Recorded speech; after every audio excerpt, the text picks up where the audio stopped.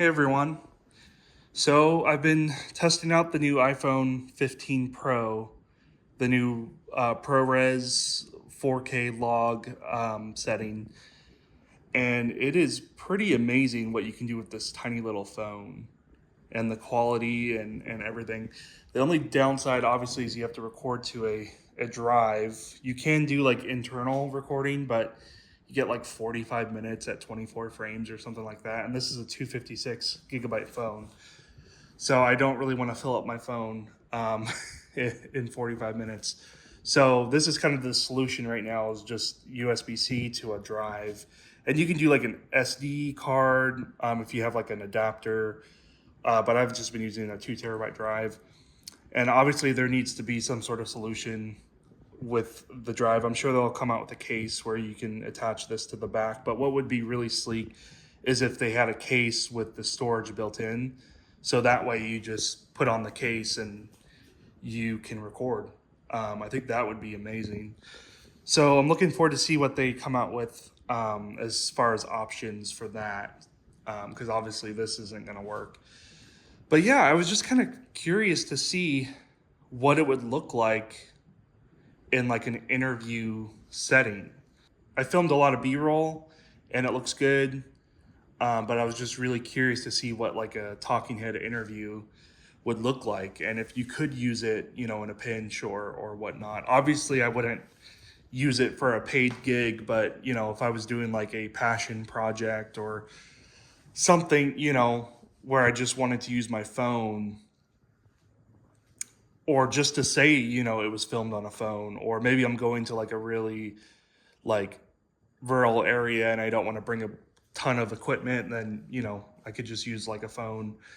Whatever the case may be, I think there's definitely potential for a lot of filmmakers to utilize this kind of setup for like this kind of work.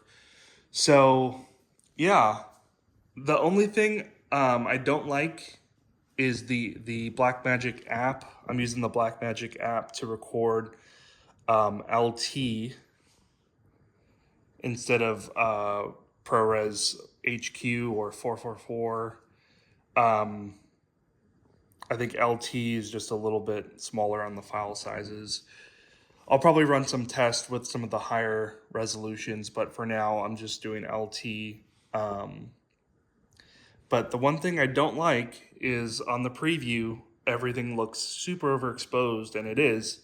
But as soon as you hit record, what happened? It literally just like dropped in exposure.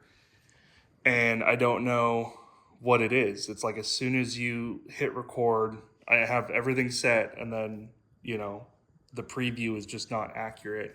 And I've also noticed when you're filming 60p on here, there's a major delay.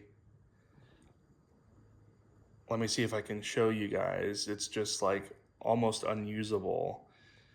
So there we go, 60. Of course, it's not doing it now. Maybe it's with the LUT.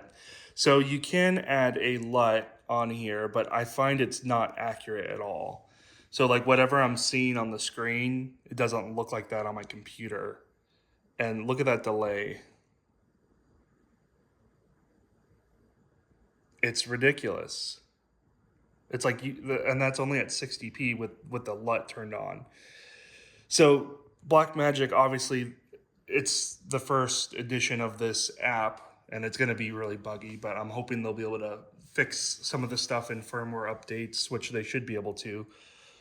But yeah, just if you guys get this kind of setup and expect it to work perfectly, there's definitely some issues that need to be addressed before you use it, like on a project or whatnot.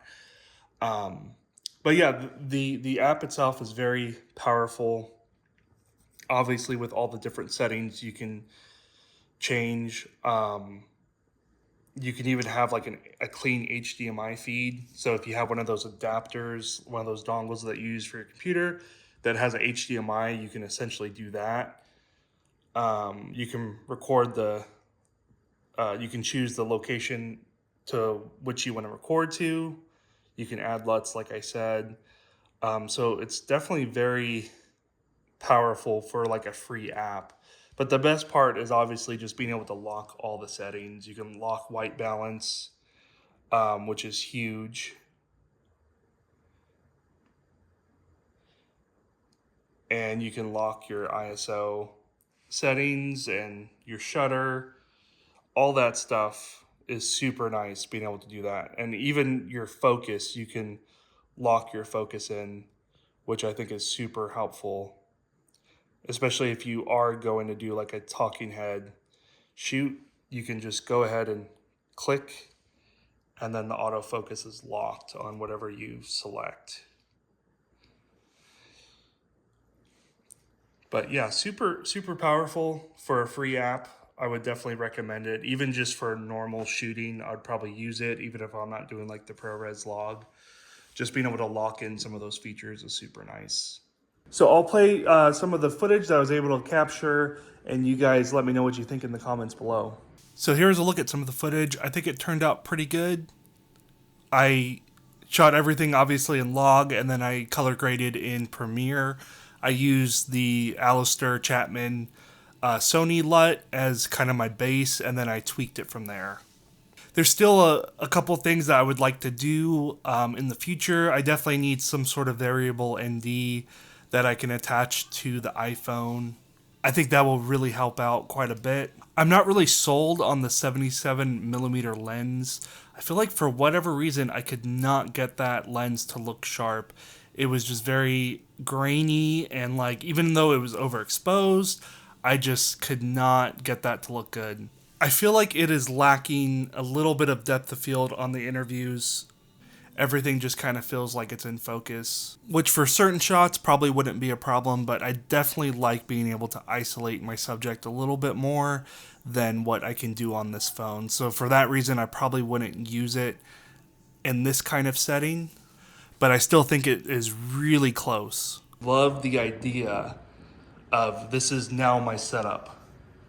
A super lightweight tripod, a phone, and a hard drive, and then you can record somewhat high resolution. And then for audio, I mean, these little tentacle syncy things, you could just record audio onto that and then sync it up in post.